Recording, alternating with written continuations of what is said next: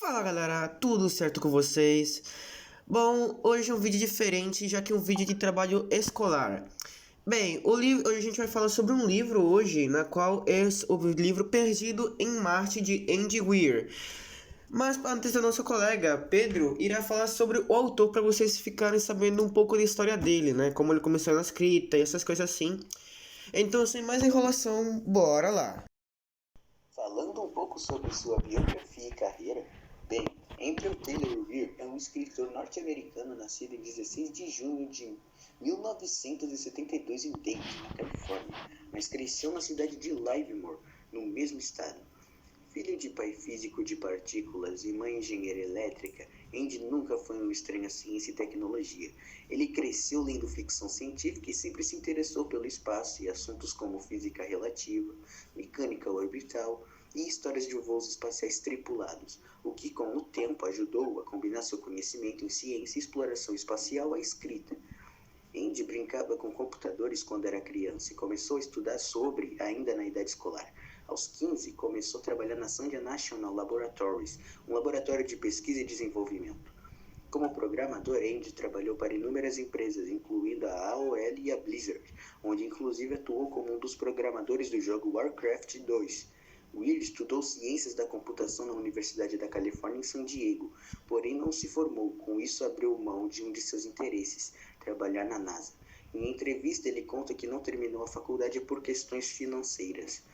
Mesmo se considerando um cara da tecnologia, Andy sempre quis ser um escritor. Para ele, escrever era um hobby. Entre seus empregos, quando tinha 20 anos, ele começou a publicar alguns de seus trabalhos em um blog. No blog, além de seu primeiro livro, Death of Pride, ele postava contos, quadrinhos e outras narrativas de ficção. Weir acumulou alguns milhares de seguidores regulares, até que publicou um conto chamado The Egg, fazendo o número de leitores crescer rapidamente. Essa história ainda recebe milhares de acessos até hoje. Em 2011, lançou por conta própria seu romance de estreia, The Martian, em versão e-book. Foi comprado pela Crow Publishing Group e relançado em 2014 numa versão de capa dura. Com o sucesso obtido, Andy passou a dedicar-se exclusivamente à sua carreira como escritor. Em outubro de 2015, lançou no Brasil o filme Perdido em Marte, uma adaptação de The Martian. Além disso, ele também tem outros livros de sucesso como Project Hail Mary, de 2021, Artemis, de 2017, Cheshire Crossing, de 2019, The Egg, de 2009 e The Egg and Other Stories, de 2017. Bem, agora que você ficou mais informado sobre o autor, iremos contar a história do livro Perdido em Marte, que é o nome traduzido para o português. O livro conta a história de Mark Watney, um astronauta que foi deixado em Marte por engano. A história começa com nosso protagonista afirmando que está fudido. Sim, é cara otimista com caramba, mas tudo bem. Já que ele foi dado como morto na abortação de uma missão. Mas para entendermos melhor o que aconteceu, ele volta 6 dias atrás, onde ele estava com sua tripulação em um dia normal. Todos estavam fazendo seus afazeres quando recebem uma mensagem da NASA informando que se estava formando uma tempestade de grau significativo, com ventos de 175 km por hora. Isso é o suficiente para abortar uma missão, então a capitã da tripulação, nomeada como Lewis, mandou 6 tripulantes fazerem duplas. Ela iria na frente e o Mark, com a sua dupla, ia de último. A tempestade tinha chegado antes do previsto. Nisso, uma das antenas de comunicação acaba quebrando e atingindo o nosso prota. Os outros até tentaram resgatá-lo, mas não tinha o que fazer. O biomonitor dele tinha parado de apitar, então eles deixaram para trás. Para quem não sabe, o biomonitor é um equipamento que vem junto com o traje espacial. É usado geralmente para ver o estado de saúde do colega, ou seja, se o cara tá bem, essas coisas assim, né? Porque quando você está num traje de Ives, como é chamado traje espacial, você não consegue enxergar o seu colega, né? O que ele está fazendo e essas coisas dentro do traje. Então, para você saber o estado de saúde dele, se o cara desmaiou, alguma coisa assim aconteceu. Quando ele acorda, ele percebe que está ferido e o biomonitor quebrado. Aí vem o problema do biomonitor não ter apitado no dos colegas, obviamente. Olhou ao redor e não se viu a van. A nave que a tripulação usa em caso de abortamento. Com muita dificuldade, ele chega na RAB. Sim, essa é a sigla do nome que eles usaram para apelidar a tenda que eles usavam como base. E não vá pensar você que por ser uma tenda era frágil, pelo contrário, era muito resistente. Bom, continuando a história, ele chega na RAB, onde ele podia avaliar seu ferimento. iria precisar de ponto. Por sorte, todos tiveram um árduo treinamento antes de irem para o planeta, onde eles aprenderam quase tudo. Avaliando seu estado, o nosso protagonista afirma que sua situação é bem simples. Se o reaproveitador de água quebrar, morre de sede. Se o oxigenador quebrar, sufoca. Se a Rabi rasgar, ele explode junto com ela. Se não acontecer nada disso, morre de fome. No outro dia, ele avalia as provisões e os equipamentos e vê que seu estado não é tão ruim assim. Se a tripulação tivesse ficado, eles teriam apenas 50 dias com alimento. Já que estava sozinho, ele teria comida suficiente para uns 300 dias. Eu não sei onde caralho dá, mas tudo bem. Ele também teria trajes espaciais de sobra, já que cada tripulante tem um reserva. Então, ao todo, ele possuía 6 trajes. Ele também teria 2 veículos espaciais em um estado aceitável, já que, como sabemos, ocorreu uma tempestade. Outra coisa era que ele estava sem comunicação com a Terra e muito menos com a Hermes, nave que seus colegas estão usando para voltar para casa. Ele também acaba lembrando que daqui a 4 anos outros seres humanos voltariam para Marte. Isso se não cancelassem o programa após a sua morte, entre aspas. Já que esqueci de comentar que essa missão era a Ares 3, ou seja, ainda teria uma Ares 4, o que significa que nem todas as esperanças estavam perdidas. De alimento, ele acaba achando uma ideia muito boa. Toda a tripulação tinha 2 especialidades. A dele era de ser um engenheiro mecânico e o botânico da equipe. A ideia era que, como os dias da missão iriam cair no dia de ação de graças, eles levaram alimentos para serem feitos e todos pudessem envolver. Ele tinha batatas e algumas sementes que não davam alimento algum. Não sei porquê, mas tudo bem. Ele poderia plantar as batatas dentro da Rabi e teria uma plantação para seu consumo. Ele tinha terra terráquea guardada para experimentos. Ele poderia misturar com a terra de areia de Marte e ter uma plantação que realmente, isso, o que me impressiona foi o que realmente isso dá certo. Ele consegue cultivar as batatas. O Pia é um cara muito inteligente, rapaz. Chega da inveja. Só teria o problema da água, já que plantas precisam de água. Para fazer água, teria que queimar oxigênio e hidrogênio. O oxigênio seria mais fácil do que o hidrogênio. Por sorte, o propulsor da nave que de pouso tinha ficado para trás, deixando o combustível, a hidrazina.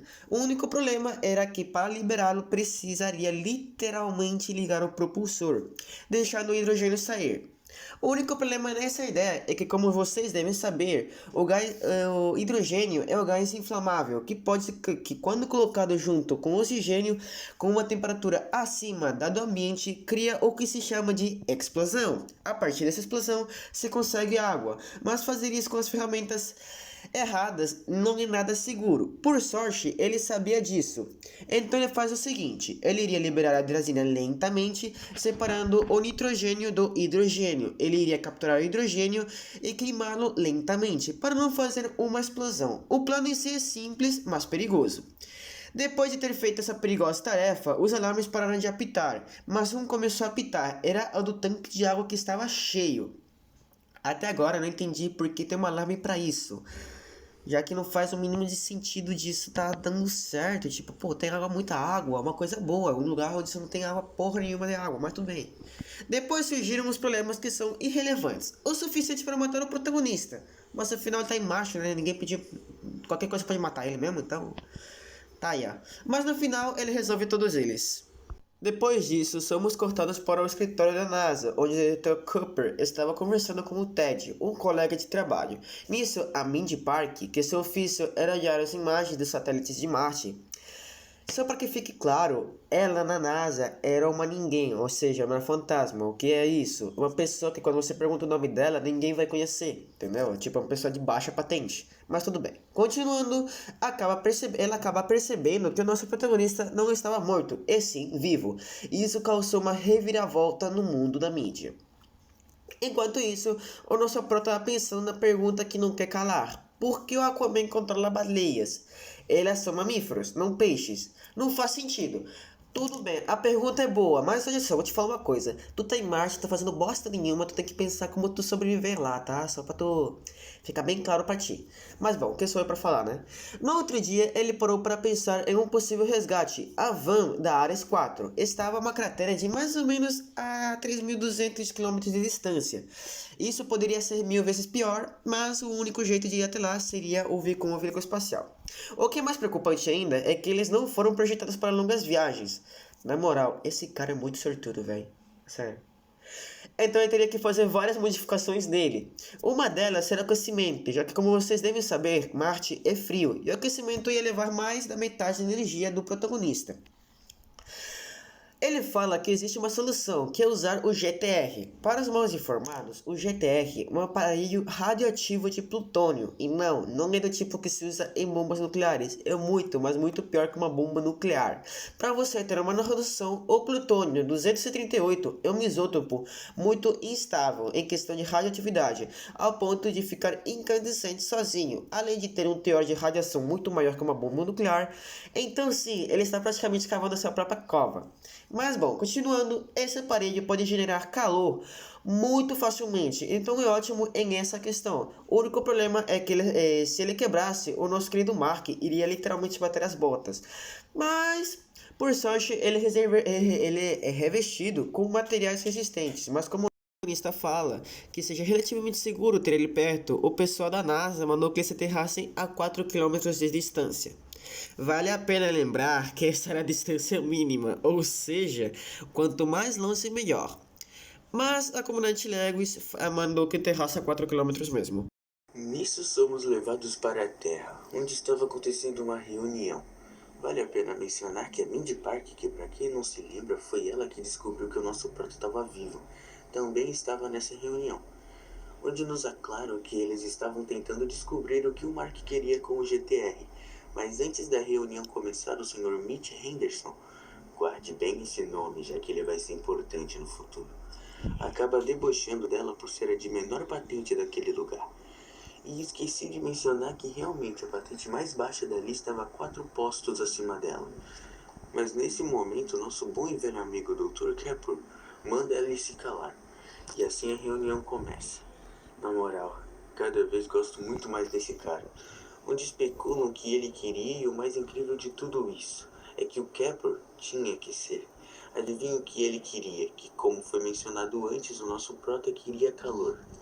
Depois da reunião acabar, o Dr. Kemper vai trabalhar em seu escritório, mas é interrompido pela Mindy, que por sua vez afirma que o nosso protagonista estava se deslocando. Ele pergunta se é um possível teste, mas ela afirma que é pouco provável, já que ele estava indo em linha reta.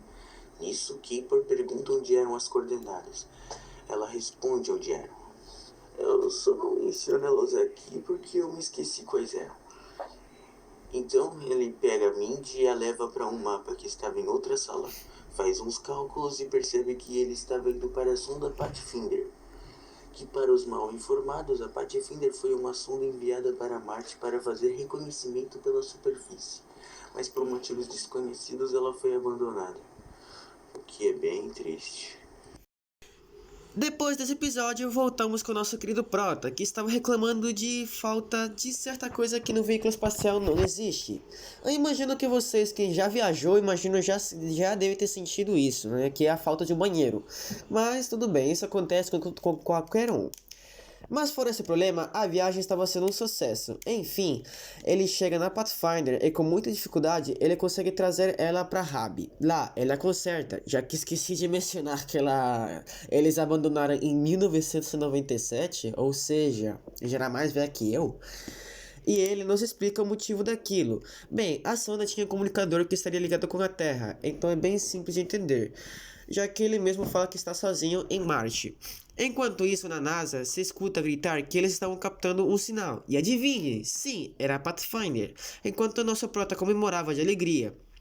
Só teria um problema. O computador estava estragado, então ele só teria a comunicação via câmera, que é simplesmente a câmera apontar para uma letra escrita em um papel.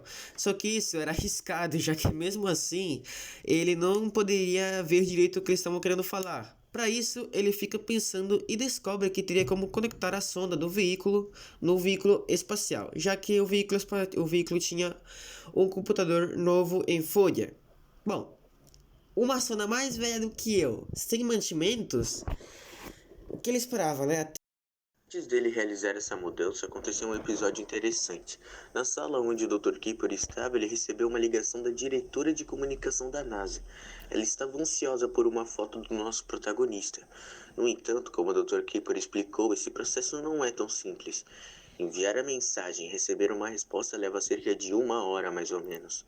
Além disso, o dispositivo de comunicação, que vale lembrar, era apenas uma câmera simples, também levaria 1 hora para enviar a foto de volta à NASA.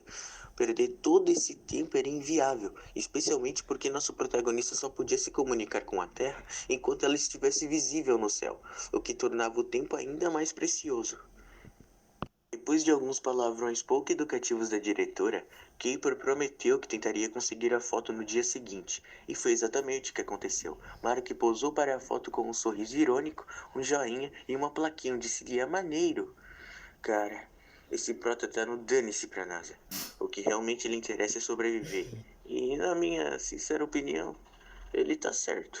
Após esse episódio, o protagonista fez algumas modificações no Pathfinder, conectando-o ao veículo espacial para possibilitar uma comunicação mais eficiente.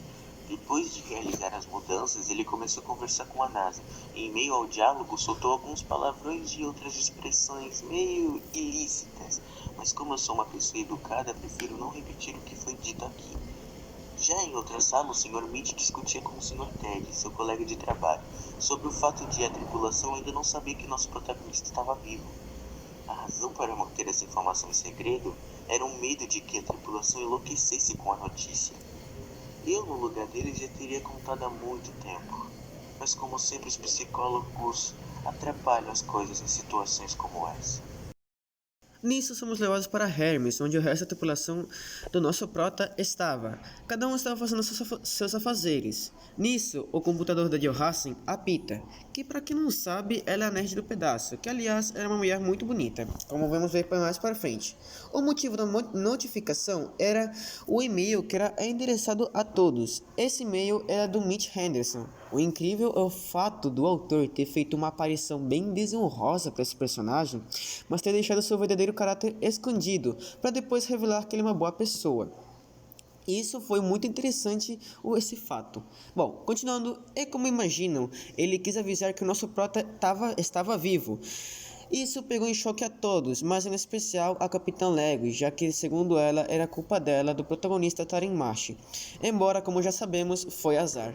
Tadinha, eu te entendo. Depois disso, somos cortados para o nosso prota, que naquele momento estava reclamando da encheção de saco da NASA. Ele fala que não precisa de ajuda para a área da botânica, já que ele é o melhor do planeta. Beleza, tem uma porrada de gente tentando te ajudar e é assim que você agradece. Mal agradecido do caramba. Bom, acontece. Depois disso, ele nos informa que ele recebe e-mails de várias pessoas, incluindo o presidente.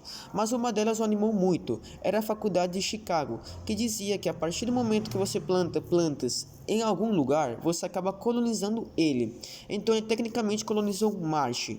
Não vá pensar você que esse era o seu favorito. Na verdade, o seu favorito era da sua mãe. Claro, né? Amor de mãe é o único, né? Então não tem jeito. Depois disso, ele tem uma pequena conversa com a Capitã de Lewis, onde não se fala nada demais. Após esse acontecimento, ele acorda em mais um sol, que para quem não sabe, Marte-Sol é o termo usado para se referir a um dia. Ele menciona estar muito feliz porque finalmente chegou o dia em que poderá colher suas batatas marcianas. Contudo, sua alegria é interrompida quando percebe que o reaproveitador de água está com defeito. Para ele, isso era apenas um problema técnico comum, mas para a NASA seria um desastre total. Como sempre, eles se preocupam demais. Durante uma conversa tediosa com a NASA, ele sugere desmontar o reaproveitador para verificar se havia um tubo entupido. A resposta da NASA, claro, foi cheia de pessimismo. Disseram que ele estragaria tudo e acabaria morrendo, como se ele não fosse um engenheiro mecânico. Ignorando as advertências, ele desmonta o aparelho e, como suspeitava, encontra um tubo entupido. Após resolver o problema, ele relata o que aconteceu, e a NASA, sem perder a chance, o chama de babaca. Certa noite, ele acorda ao som de uma tempestade de areia de 50 km por hora. Isso não era uma grande preocupação para o Rabi, já que foi projetado para suportar esse tipo de situação. A única tarefa que ele precisaria realizar era limpar as placas solares. No entanto, sua verdadeira preocupação era a colheita, que estava prestes a começar. Sabendo disso, Ele tinha que se preparar. Em um dia comum, o narrador conta que aconteceu uma coisa que quase leva o nosso prota pro Vasco. A Rabi, que como sabemos foi projetada para uma missão de 31 sóis, se você não sabia, é que eu esqueci de mencionar. Acontece. Então, ela já estava bem desgastada. Em um pequeno canto, havia uma fissura de 1 milímetro, onde ele acaba rasgando para mais de 1 metro. Nisso ocorre uma explosão que leva o nosso prota, junto com seu traje espacial, já que ele estava por sair, à saída da eclusa de ar 1. Para quem não sabe, uma eclusa de ar é o local onde o astronauta fica para ser separado da base e ser liberado para a atmosfera, onde ele fica preso e desmaia por conta de um forte golpe na cabeça dentro do capacete. Depois, ele acorda e vê que a eclusa de ar estava furada, o que significa que o ar estava escapando. Ele olha para Rabi e vê que estava destruída. Em seu momento de frustração, ele grita para tudo que ele fez pro planeta e pro resto das coisas irem para casa do caralho. E ele fala que só iria esperar ficar sem ar e morrer. Depois desse piti, ele pensa uma maneira de sofrer. Na moral, eu acho que Marty já tá começando a mexer na cabeça dele. Acontece. Bom, ele avalia a sua situação e ele percebe que a Rabi tá murcha, ou seja, não está destruída. O seu traje está com um buraco enorme no visor. A eclusa está com uma fissura. Então ele sai do traje e procura a fissura, mas não a encontra. Então ele tem a ideia de acender o seu cabelo, que, como vale a pena ressaltar, era a única coisa inflamável naquele momento. Com o plástico ele poderia criar estática. Depois disso era só colocar esse plástico estático em um metal e teria a faísca necessária para fazer uma fogueira.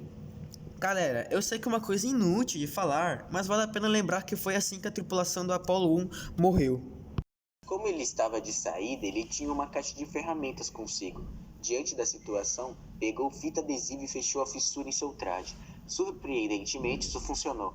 No entanto, ainda precisava pensar em como remendar o traje de forma definitiva, pois fita adesiva não seria suficiente para cobrir um buraco de cerca de 8 centímetros. Foi então que teve uma ideia: cortar a manga esquerda do traje um pouco acima do cotovelo. Esse tecido era resistente à pressão, e remendar o cotovelo seria mais fácil, já que ao contrário do visor, o tecido do traje era flexível. Então ele pegou a resina com os dedos, aplicou nas bordas do buraco, posicionou o pedaço de tecido recortado e pressionou com as duas mãos. Enquanto isso, usava o joelho para pressionar o buraco no braço do traje. Tudo parecia estar indo bem, até que ao tentar soltar as mãos do capacete, uma delas ficou presa. Esse prota tem uma má sorte danada, não tem jeito. Mas, voltando à história, ele pegou uma chave de fenda da caixa de ferramentas e começou a soltar a mão com cuidado. Foi um processo delicado, mas felizmente funcionou. Depois, ele examinou o traje e percebeu que ainda havia fissuras. Infelizmente, já não tinha mais resina para consertá-las. Então ele fez alguns cálculos e concluiu que, se vestisse o traje e saísse, teria apenas 4 minutos de oxigênio. É difícil acreditar, mas se você já leu o livro, sabe que ele tem um nível de tranquilidade tão alto que chega a ser invejável. Então começou a pensar para onde poderia ir. O veículo espacial seria outra prisão. O Rabi estava destruído e ele só tinha 4 minutos de oxigênio. Ainda restavam 3 trajes reservas, os de seus colegas que serviram perfeitamente. Agora você pode estar se perguntando: mas Pedro, não eram 6 trajes? Sim, eram 6, mas ele já havia usado 3 deles para concertos anteriores. Um dos trajes deveria estar perto de sua cama, mas após a explosão poderia estar em qualquer lugar. E o curioso é que ele ainda fala que isso é um começo. Como isso pode ser um começo? Bem, essa é a mágica dos livros. Só que ele teria que chegar na Rabi primeiro, para conseguir ver se ao menos o traje estaria lá. Mas a questão é que a eclusa de ar estava mais ou menos a 50 metros dali. Ele tinha que fazer que ela chegasse mais perto da Rabi. O único método era se jogar contra a parte do topo e da parede lateral, para fazer ela dar um quarto de volta. A eclusa tinha em torno de 1 metro de comprimento. Então ele teria que fazer isso pelo menos umas 50 vezes. Mas como nem tudo é cor-de-rosas, isso não dá certo. Ele teve que fazer muitos pulos mais do que esperado, mas no final dá certo. Depois disso, ele coloca o traje e sai o mais rápido possível para ver se poderia achar o outro traje.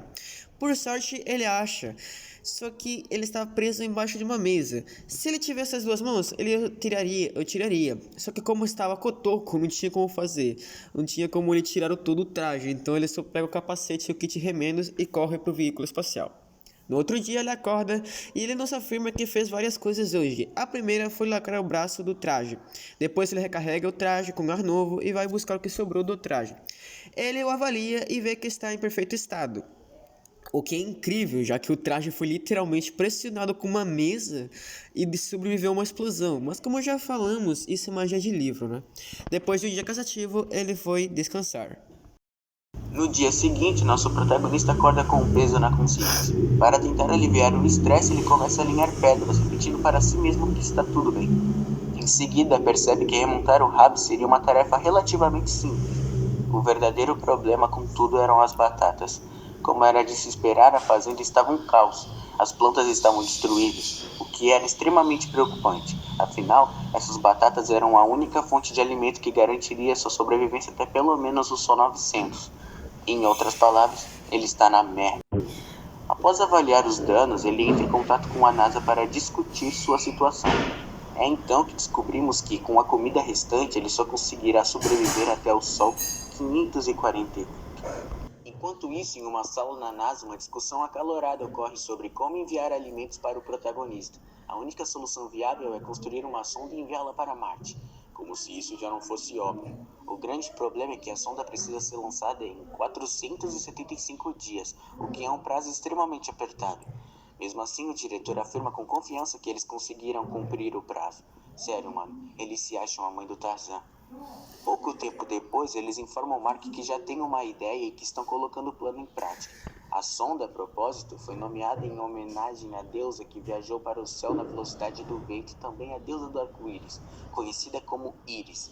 Em resposta a isso, nosso protagonista comenta que é uma sonda gay que irá salvá-lo. Parece que ele está para protestos.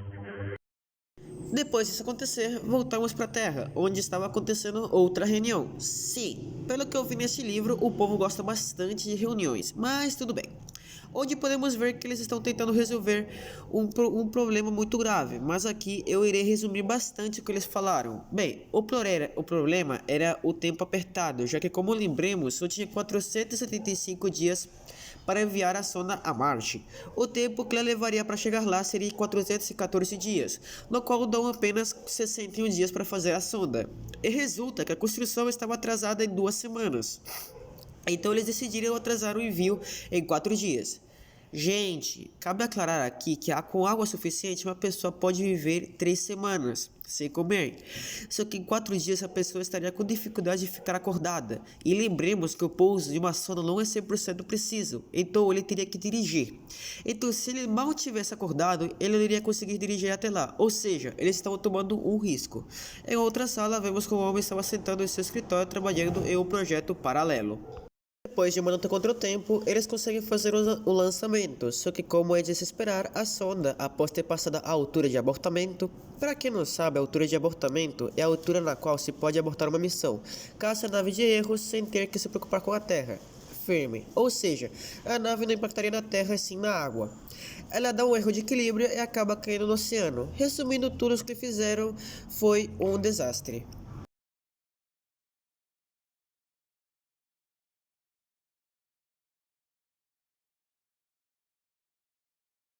O que vocês viram é melhor guardarem, porque vai ser muito, mas muito importante no futuro, e vocês vão entender por quê. Bom, nesse meio tempo, o Sr. Ted estava no telefone com o pessoal da China, na qual, nessa conversa, eles falam de uma nova chance para enviar uma nova sonda para Marte. Os chineses falam que eles dariam a propulsão da sonda, em troca de um astronauta chinês pisar em Marte. Bom, lembra que a gente tinha falado sobre um programa com várias áreas e tudo mais? Pois é, eles se aproveitaram disso. Só que o tempo para construir a sonda é no mínimo 28 dias, ou seja, é pior do que a primeira vez.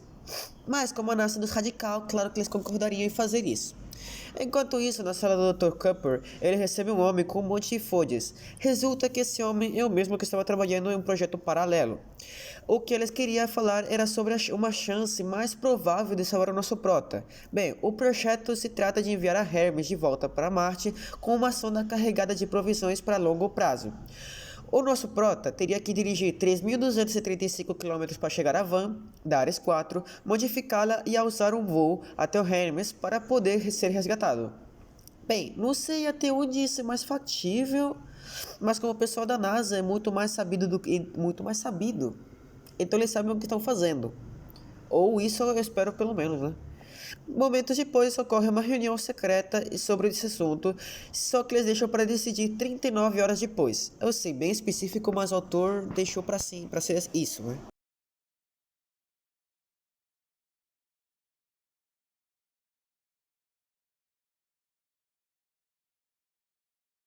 Bem, você lembra que era importante aquele texto de antes? Bem, meu humilde comentário do Prota. O cara é um talarico do caralho. 39 horas se passaram depois daquela reunião. Estavam eles de novo. O Sr. Ted tinha decidido fazer um plano original, já que só poria uma vida em risco. Nisso, o Sr. Mist fica putaço da vida e profere palavrões que estão aparecendo aí na tela. E o Dr. Cooper, que é o pacifista da região, pelo que eu entendi, vai acalmá-lo. Nisso, o Sr. Ted se vira para a diretora de comunicação e pede desculpas pelo estresse do Sr. Mitch. Ele fala que às vezes os homens deixam a testosterona falar mais alto. Ela simplesmente fala que ela estava torcendo para ter porradaria e o chama de covarde de merda. A bicha é das radical. Nisso vamos para Hermes, onde vemos que o Vogel, nome do outro tripulante, vê que tem dificuldades em abrir um e-mail. Nisso ela vai para Johansen ver se ela consegue resolver o problema, mas para a surpresa dos dois, o e-mail falava de tal solução que poderia salvar o Mark. Se você não se lembra, até porque não expliquei direito, é aquela de mandar o Hermes de volta para Marte. Continuando, eles falam para todos o que dizia sobre o salvamento do nosso prota, e todos aceitam na mesma hora. Eles iriam sofrer as consequências, mas para eles não se importavam. Se o mundo pensasse assim, com certeza seria melhor. De volta para a Terra, vemos que o Sr. Ted estava falando com o Sr. Mitch sobre a burrada, entre várias e várias aspas, porque sendo bem sincero, eu acho que eu teria feito o mesmo que ele fez. Mas ele liga o foda-se e vai pro seu escritório trabalhar. Nisso, o Prota tá nem acreditando no que ele está lendo. Para ele, esse tipo de coisa era uma coisa impossível de acontecer. A própria Hermes voltando para resgatá-lo. Só que ele não perde muito tempo, já começa a fazer os preparativos para a viagem. Bem, o primeiro passo é fazer um buraco na carroceria do primeiro veículo espacial. Para isso, ele usaria uma furadeira.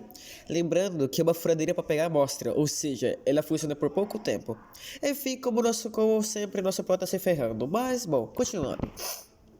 Depois de vários dias trabalhando, ele nos diz que fez cagada. Como sempre, até tô me acostumando com isso, mas tudo bem.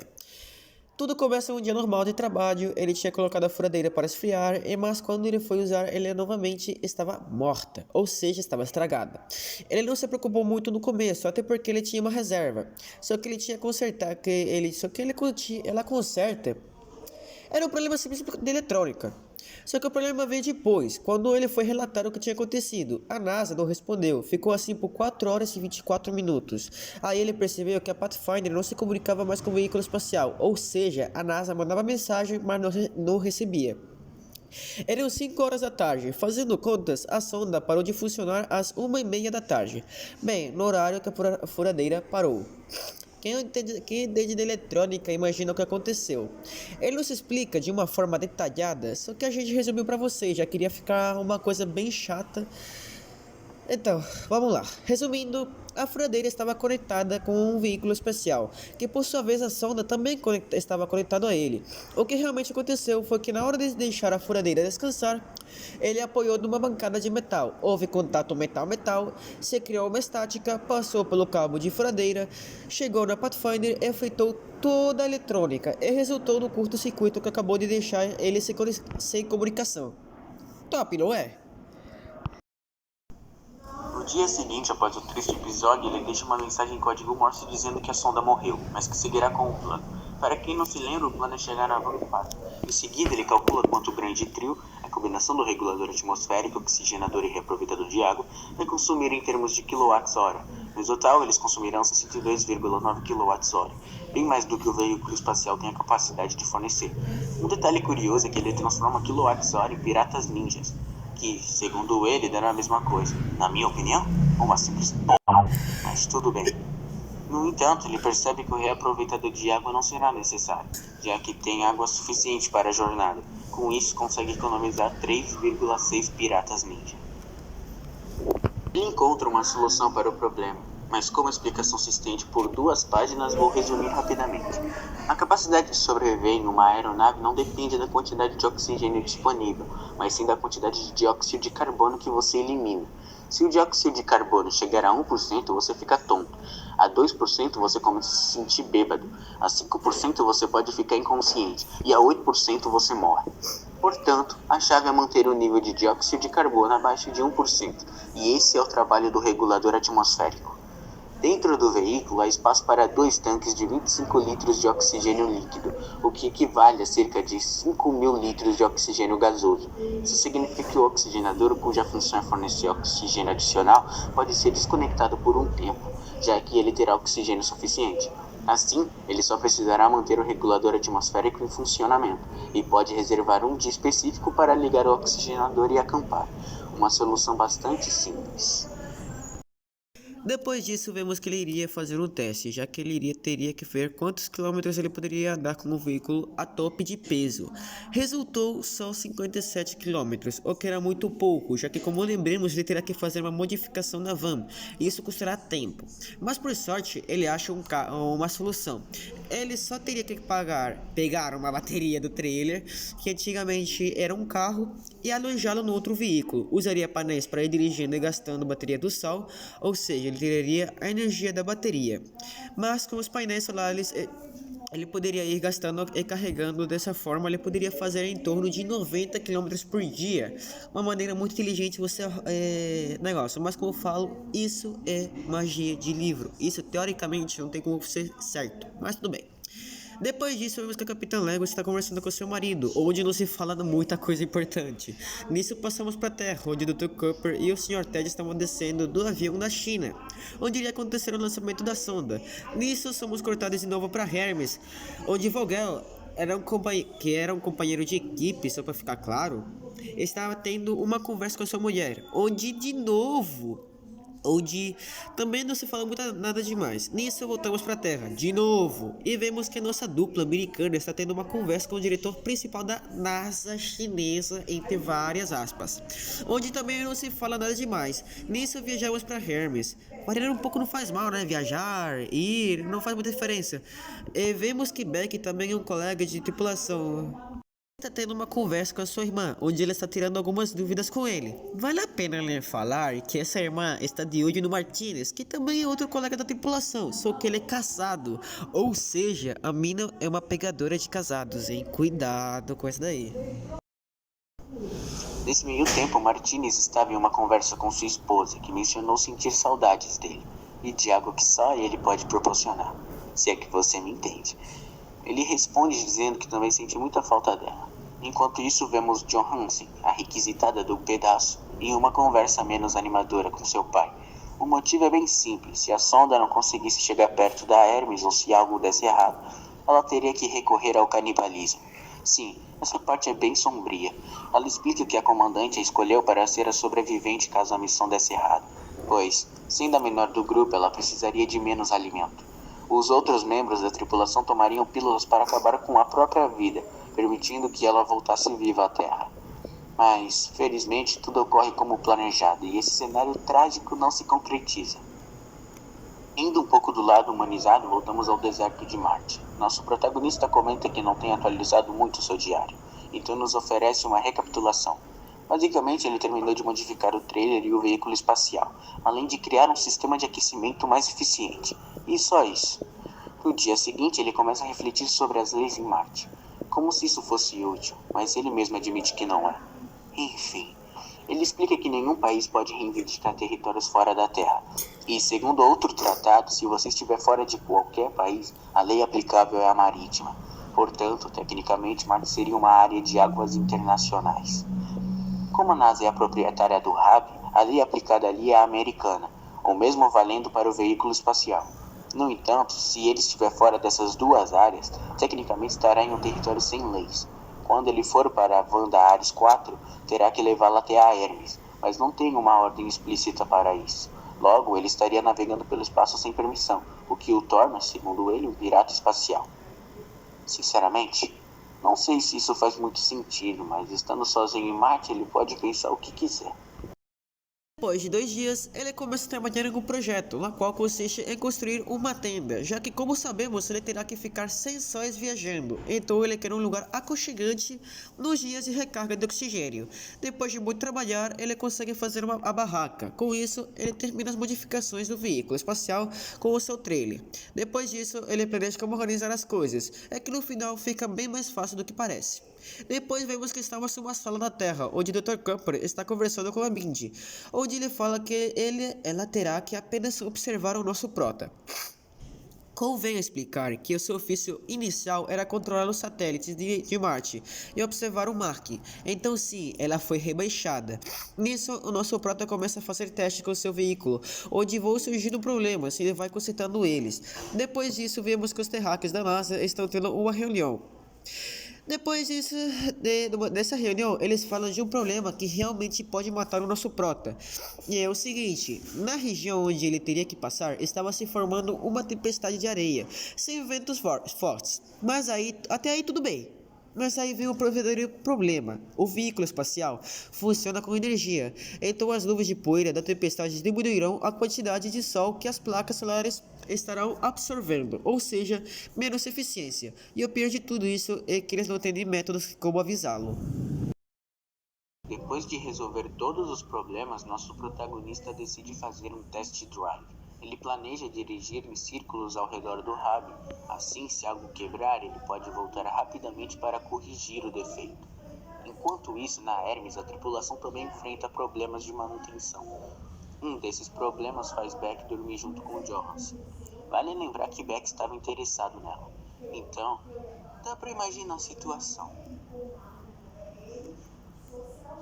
Voltando ao nosso protagonista, ele comemora o sucesso do teste. Claro, se exibindo bastante, mas tudo bem. Finalmente, o grande dia chegou. Ele desligou o hub, subiu no veículo espacial e partiu em direção à banda Ares 4. Para ser sincero, não acontece muita coisa importante durante a viagem, mas como somos generosos, vamos listar os poucos eventos relevantes que ocorreram. A primeira coisa foi quando ele fez merda, como sempre. Uma das preocupações dele era de cair em uma cratera, já que o carro poderia capotar na hora da subida. Bem, a cratera que ele caiu foi a Marth, que é uma cratera de 100 km de comprimento, então sim, ele teria que acampar lá por uma noite. Por sorte, ele tinha feito 70 dos 90 km do dia, então não foi um progresso tão perdido assim. A questão é que ele percebe que está na tempestade de areia, por isso as placas solares estavam tendo pouca eficiência. Por sorte, ele é inteligente e ele acha uma forma de medir a tempestade. E o jeito era ir até o outro lado da cratera e ir deixando placas solares e ver quanto elas geraram. O que mais geraria, ela iria na sua direção. Confesso que até eu fiquei impressionado com essa. Mas enfim, ele é um perito em sobrevivência em Marte, então é normal ele saber dessas coisas. Assim, ele percebe que a tempestade estava se deslocando ao norte de onde ele estava. Então a forma de evitar a tempestade era indo pro sul. Que de qualquer forma era bom para ele, já que ele precisava ir para lá mesmo, né? Depois de se livrar da tempestade, aparece uma oportunidade de se comunicar com a NASA. Nesse momento, ele estava indo para a van, quando ele percebe que a sonda Opportunity estava a 300 km de distância. Ele teve que lutar contra o desejo de ir para lá. Se você acha que ele estava sendo mole, você está errado. Ficar não sei quanto tempo sem falar com ninguém é uma coisa muito dura. Mas como nosso bom amigo Mark já tá coisa, então ele simplesmente continua seu caminho.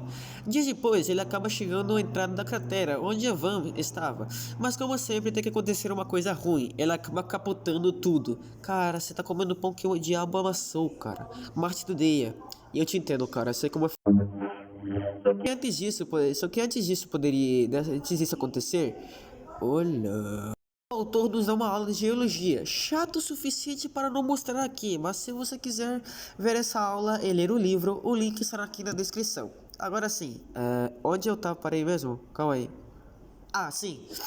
Bem, o nosso prota capota o veículo espacial junto com seu trailer. Ele, com o calor do momento, pensa em desvirar o trailer, já que tudo mais importante estava ali dentro. Aí poderia quebrar, mas ele precisaria de muita força, que por sinal ele não tem, então ele teria que desvirar o veículo espacial primeiro. Para isso ele faz uma gambiarra e o desvira com um cabo de força. No outro dia ele desvira o trailer e vê que está alguma coisa errada. Como é de se esperar, existem várias coisas quebradas, mas ele dá um jeito em todas elas. E enfim chega na van, só que antes disso acontecer ele menciona que está com saudade de uma pessoa, já que ele já está 500 sonhos em ver uma, especialmente do sexo oposto, ou seja, uma mulher. Acho que tu tá com saudade de outra coisa. Só que aqui eu acho engraçado o fato dele falar, como dá pra perceber na leitura, que é um fracassado nesse sentido, então ele sofreu na vida. Só que isso o motiva a ficar vivo. Depois disso, vemos o Dr. Capor em uma conversa nada animadora. Como sabemos, a van é uma nave de abordagem de missão, ou seja, foi projetada para ser leve. No entanto, para conseguir interceptar o Hermes, que estará em um sobrevoo, a nave precisa ser ainda mais leve. A pior parte é que nosso protagonista terá que remover tudo o que for desnecessário, incluindo a frente da nave. A única coisa que ajudará, entre aspas, a protegê-lo durante a ascensão será um simples pano que ele colocará na van. O mais impressionante é que ele brinca com a situação, dizendo que vai viajar pelo espaço em um foguete com teto solar. Apesar de ficar claramente chateado, ele ainda debocha da situação. Em seguida, somos levados à tripulação do nosso protagonista, que está realizando uma simulação para controlar a van, com Martinez em particular assumindo essa responsabilidade. Ele sente um grande peso na consciência, temendo cometer algum erro, mas a capitã o conforta. Depois disso, ela vai ver Vogel, que está analisando os reatores da nave. Após terminarem os diagnósticos, ela verifica com o Dr. Beck como ele resgatará Mark. Ele explica que tem um tirante de 214 metros para capturá-lo, e avisa que a nave precisará estar a uma velocidade de 5 metros por segundo para garantir a segurança. No entanto, Beck revela seu verdadeiro desejo de salvar Mark, mencionando que se ele se soltasse do tirante, teria 2 ou 3 vezes mais área de interceptação. A comandante, no entanto, ordena que ele feche a boca, afirmando que isso está fora de questão. Nesse momento fica claro que todos estão dando o máximo para salvar Mark, o que cria uma parte bem bonitinha. Depois de ter recebido os planos das modificações, o nosso prota começa a trabalhar. Nesse meio tempo, vemos que finalmente a tripulação do Hermes pode falar com o prota diretamente, onde Johansen fala com ele. Dentre coisas bastante inúteis, acontece uma parte engraçada, onde Johansen fala que quando ele voltasse para a Terra, ele iria ter relações com ele, só que o nosso prota não responde nada disso. Só que para quebrar a piada, a verdadeira Johansen aparece e fala que quem digitou aquilo foi o Martinez. Em só 543, 6 dias para o lançamento, ele termina tudo e fala que está impressionado com o que fez. Na verdade ele não fala, mas podemos perceber isso na maneira que ele escreve. Enfim, chega o grande dia. O nosso prota fala que está se borrando de medo, mas também é normal você salvar voo. É um veículo com teto solar, não é? É normal o sentimento dessas coisas. Brincadeiras à parte, mas continuando, ele fala que tem 2 jeitos de morrer. O primeiro seria com a van, se a van explodisse, já que a segunda era de que caso a tripulação não conseguisse interceptá-lo, ele iria ligar o tanque de nitrogênio e respirá-lo até morrer. Realmente são as duas. São só duas, mas isso chega até ser bom, porque das 2 maneiras ele não iria sentir dor. Antes do lançamento, ocorre uma conversa tensa entre Beck e Vogel. Beck avisa que se ele não conseguir alcançar Mark, Vogel deve soltar o tirante, permitindo que ele tenha uma chance de sobrevivência. Vogel recusa imediatamente, mas Beck insiste que, no momento crítico, ele não vai hesitar. Finalmente chega o grande momento. A van decola e, para alívio de todos, não explode. Agora Mark tem apenas uma forma de morrer, o que já melhora suas chances.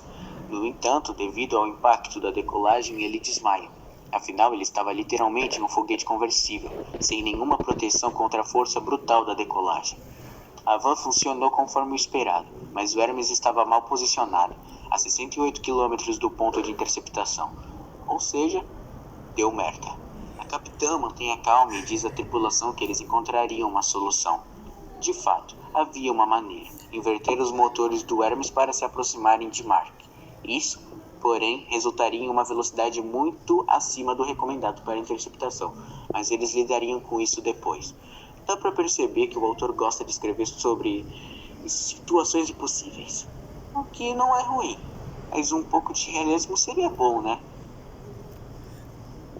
Nosso protagonista acorda mandando Marty se fuder e relata sua situação mencionando que provavelmente sofreu fraturas nas costelas. Mas com a necessidade urgente de encontrar uma maneira de resgatá-lo, eles começam a pensar em soluções. Das ideias sugeridas, apenas uma parecia viável, pelo menos na visão de Mark: encontrar algo pontiagudo e furar as luvas do traje para voar como o Homem de Ferro. Não é brincadeira, ele realmente sugere isso.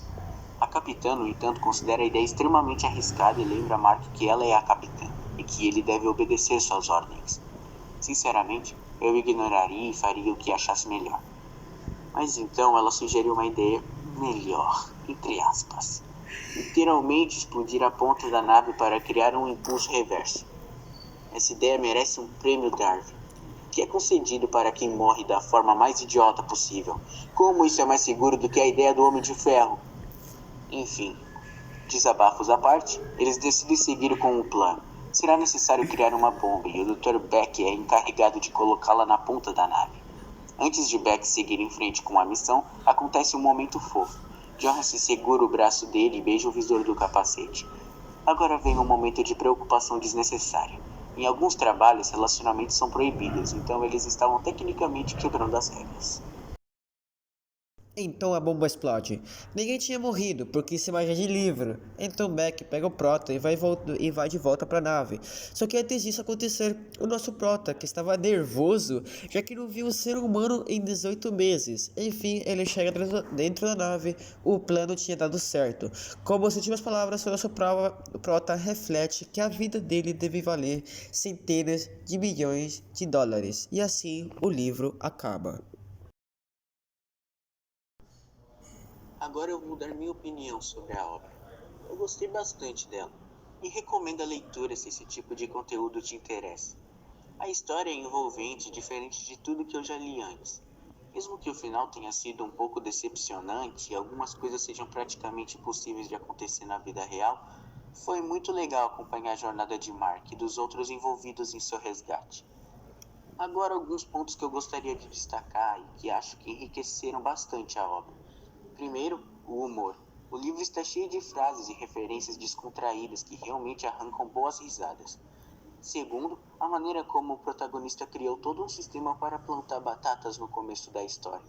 Achei essa parte muito impressionante, porque a racionalidade foi usada de forma consistente ao longo da narrativa. Enfim, é isso. Foi um prazer participar dessa análise. Mas bom, galera, aqui a gente vai estar se despedindo. Antes disso, eu vou dar a minha opinião também.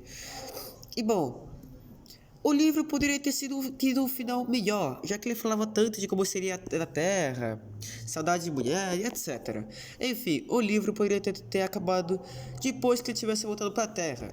Mas fora isso, o livro é bem empolgante. Ele te envolve de uma forma que você quer saber o que vai acontecer em seguida, além de ter um bom humor. Mas e você? O que você achou do vídeo? Bem, a gente vai estar despedindo por aqui. Bom, antes de mais nada, eu queria lembrar que o link do PDF do livro estará aqui na descrição. Agora sim, falou, fui, até o próximo vídeo.